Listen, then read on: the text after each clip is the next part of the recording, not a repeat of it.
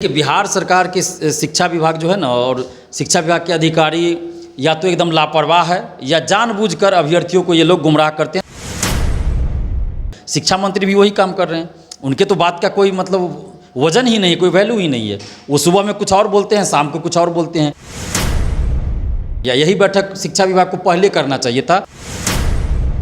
तो बिहार सरकार को सुप्रीम कोर्ट जाना चाहिए था, कानून विशेषज्ञों को भेजना चाहिए था कि इस मुद्दे पे सुप्रीम कोर्ट का गाइडलाइन ले ले। कब लीजिएगा राय? रिजल्ट के बाद लड़ना है तो सरकार की गलत नीतियों के लेकिन गलती यहाँ पे सरकार ने किया। हम क्या करें, 1 to 5 में बीएड वाले को रखे या ना रखे। बिहार सरकार कानून विशेषज्ञों को सुप्रीम कोर्ट भेजे, लेकिन बिहार सरकार ने कोई कोशिश नहीं किया। अभी भी सरकार स्पष्ट नहीं कर रही है।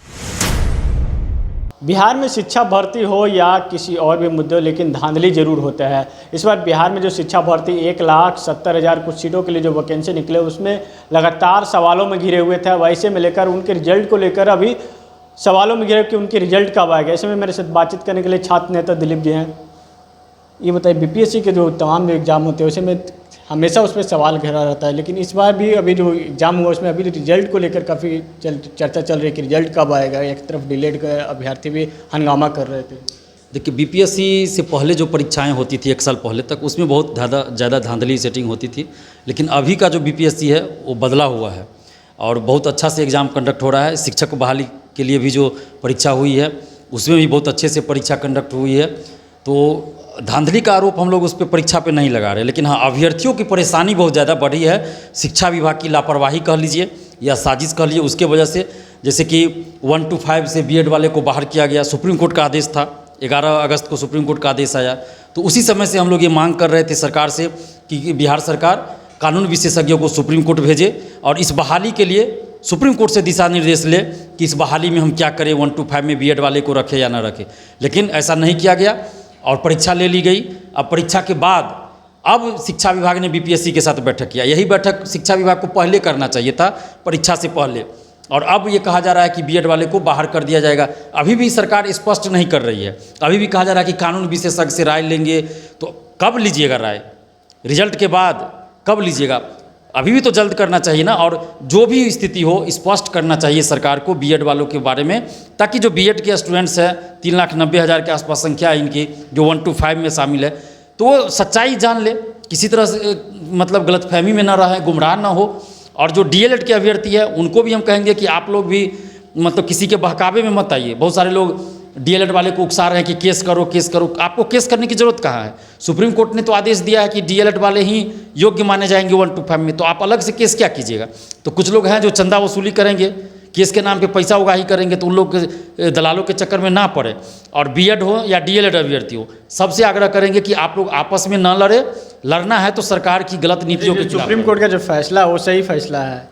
कुछ लोग अभ्यर्थी लोग पिछले दिनों जो हंगामा कर रहे थे बीपीएससी कार्यालय के बाहर कि जो सिस्टम कर रहे हो बहुत दुखदायक है। और जो अभ्यर्थी जो डीएलएड और बीएड पास हो गए हैं उनको आगे चल के समस्या उठाना पड़ेगा। देखिए, बीएड से संबंधित जो डिसीजन सुप्रीम कोर्ट का आया है, इसके सारे पहलुओं को हम लोग को पहले देखना पड़ेगा। 2018 से पहले क्या था कि 1 to 5 में डीएलएड वाले ही योग्य थे, बीएड वाले फॉर्म नहीं भर सकते थे। 2018 में बीएड कॉलेज जिन जिन लोगों का है उसमें अधिकतर लोगों ने, आप देखिएगा 90% से ज़्यादा जो बीएड कॉलेज होंगे वो अधिकतर बड़े बड़े नेता, मंत्री, विधायक, सांसद, शिक्षा माफिया, बिजनेसमैन, इन लोग का है। तो इन लोगों ने दबाव बनाकर एनसीटीई से क्या किया, अब कैसे दबाव बनाया होगा ये तो जांच का विषय है। एनसीटीई से ये करवा लिया। एनसीटीई ने गाइडलाइन जारी किया कि बीएड वाले को भी 1 to 5 में योग्य माना जाएगा, 6 महीना का ब्रिज कोर्स करवाया जाएगा। तो बीएड कॉलेज वाले को फायदा था इससे, तो उन लोगों ने करवा लिया।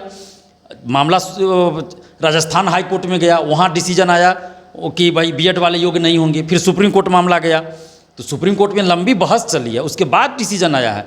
तो सुप्रीम कोर्ट के फैसले का तो विरोध हम लोग नहीं कर रहे हैं, क्योंकि सुप्रीम कोर्ट ने सोच समझ के फैसला दिया है, ऐसा नहीं कि हड़बड़ी में दिया है। डीएलएड वाले जो हैं सिर्फ 1 to 5 में ही फॉर्म भर सकते हैं, लेकिन बीएड वाले तो ऊपर भी भर सकते थे, 6 to 8 से लेके आपको 11-12 तक।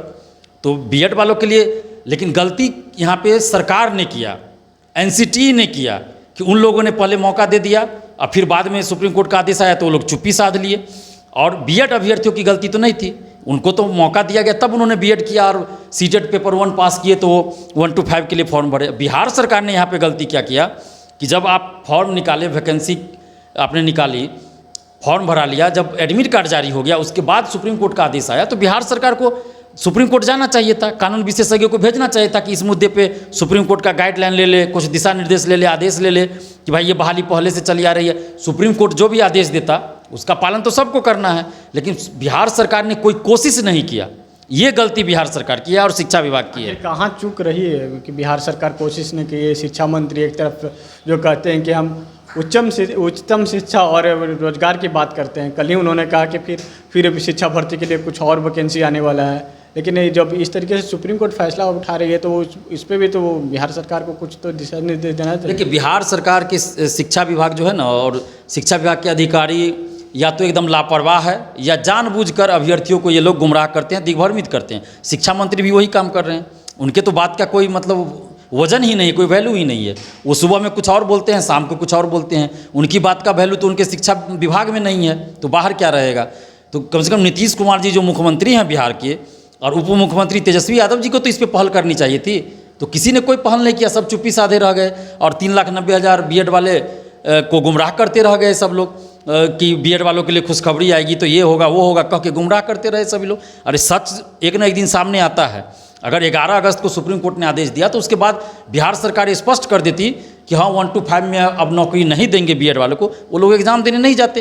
कम से कम जो उनको आर्थिक जो प्रॉब्लम हुआ, मानसिक शारीरिक सब हुआ, वो उससे तो वो बच जाते उस समय। परीक्षा देने में परेशानी हुआ उन लोगों को, वो तो बच जाते। लेकिन परीक्षा ले लिया गया इसलिए कि पैसा वापस न करना पड़े। हम तो शुरू से ये बात बोल रहे हैं, अब कहा जा रहा है कि बाहर होंगे वो लोग। नए भर्ती की फिर बात चल रही है कि शिक्षा मंत्री कल ही उन्होंने बयान दिया कि नए भर्ती फिर शिक्षा विभाग में नए भर्ती होने जा रही है। देखिए, उसका तो हम लोग स्वागत करते हैं। 3 लाख से ज़्यादा सीट खाली है और हम लोग 2020 से ये मांग कर रहे हैं कि 3 लाख से ज़्यादा जो शिक्षकों के पद खाली हैं उस पर वैकेंसी निकाली जाए। तो अब सरकार की नींद खुली है तो अब वैकेंसी निकाल, इसके लिए हम धन्यवाद देते हैं सरकार को। और साथ में मांग कर रहे हैं कि अन्य डिपार्टमेंट में भी बहालियाँ हैं, वहाँ भी खाली है पद, दरोगा के पद खाली हैं और आपको कर्मचारियों के पद खाली है। बीएसएससी इंटर लेवल की वैकेंसी 2014 के बाद नहीं आई है, तो द्वितीय इंटर स्तरीय की वैकेंसी 50,000 से ज़्यादा उसमें सीट खाली है, उसकी वैकेंसी निकालिए। दरोगा का सीट हज़ारों सीट खाली है, उसकी वैकेंसी निकालिए। उसके बाद आपको बीटेक वालों के लिए वैकेंसी निकालिए, कृषि विभाग में वैकेंसी निकालिए, लाइब्रेरियन की वैकेंसी निकालिए।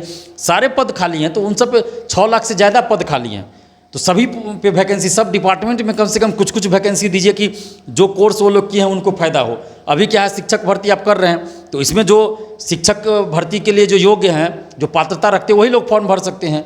जो बीएड किए हैं या डीएलएड किए हैं, एसटीईटी पास है या सीटेट पास है, वही लोग फॉर्म भर सकते हैं। लेकिन जो सामान्य अभ्यर्थी है, जो दरोगा की तैयारी कर रहे हैं, लाइब्रेरियन की, वो लोग को तो नहीं भर सकते हैं फॉर्म इसमें। तो उन लोगों के लिए वैकेंसी निकाले सरकार, ऐसी हम मांग करते हैं। और साथ में जो एसटीईटी अभी 2023 हुआ उसमें गजब का सेटिंग धांधली चल रहा है और यही लोग फिर आगे जाकर जो बहाली में शामिल होंगे, जो अक्टूबर में वैकेंसी आएगी। इसमें अपीयरिंग में फॉर्म भरने का मौका नहीं दिया गया, तो हज़ारों अभ्यर्थी फॉर्म भरने से वंचित रह गए। हज़ारों अभ्यर्थी का जो है सर्वर स्लो की वजह से सब्जेक्ट कॉम्बिनेशन गलत हो गया, तो वो लोग तो अच्छा मार्क्स लाकर भी उनका डिग्री वैलिड नहीं होगा, तो फिर योग्य अभ्यर्थी फिर नहीं मिलेंगे। तो इसलिए सरकार को चाहिए कि एसटीईटी जो परीक्षा अभी करवा रही है सरकार, तो उसमें आप सबको मौका देते।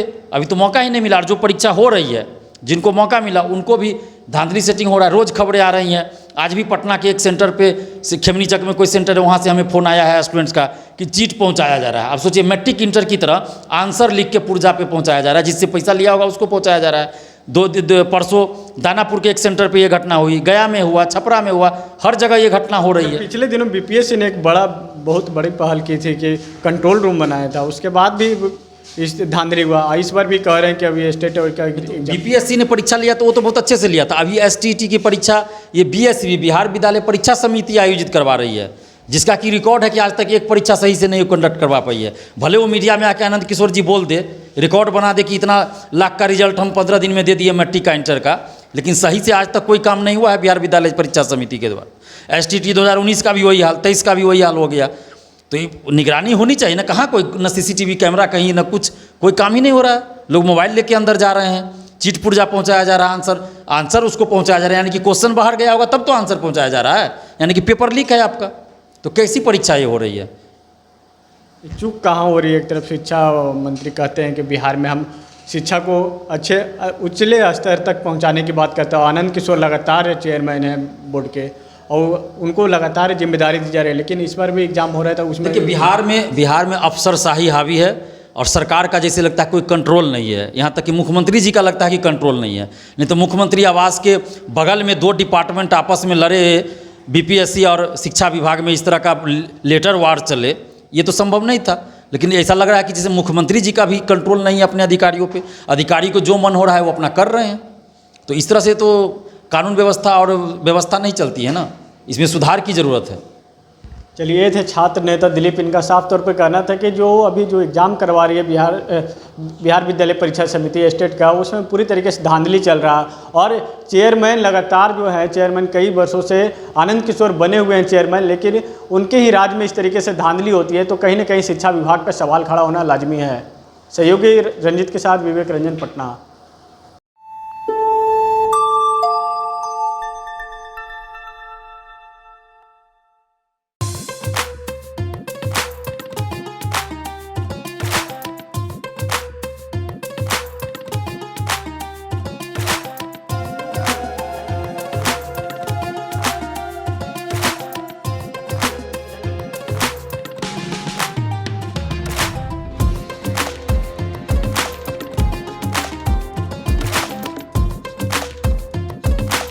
IIT जी नीट एस्पिरेंट्स के सपने को पंख देने आ गया है कंप्लीट सॉल्यूशन इंस्टीट्यूट। यहाँ है smart classroom, 1-to-1 doubt clearing session, ask the expert, video solution और भी बहुत कुछ। मतलब हम करेंगे आपको गाइड, बनेंगे आपके mentor. Foundation classes from class 6 onwards for your bright future. Visit complete solution institute.